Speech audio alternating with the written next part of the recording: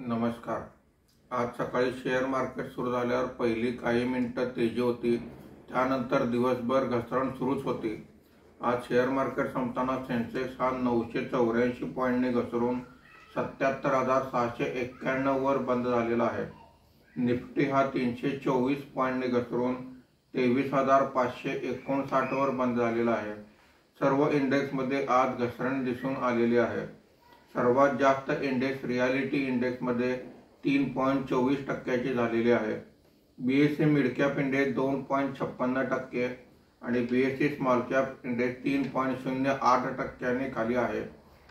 एफआयआयची मोठ्या प्रमाणावर होणारी विक्री, महागाई निर्देशांकात झालेली वाढ आणि होणाऱ्या प्रॉफिट बुकिंगमुळे हे घसरण झालेली बघण्यास मिळालेली आहे। आजच्या कामकाजामध्ये निफ्टीमध्ये वाढलेले मुख्य शेअर्स पुढील प्रमाणे आहेत।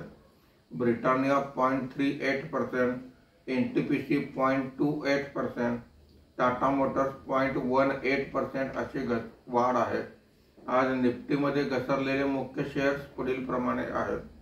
Hero MotoCorp 4.33%, Hindalco 3.84%, Tata steel 3.47%, Mahindra and Mahindra 3.44% असे घसरण आहे। धन्यवाद।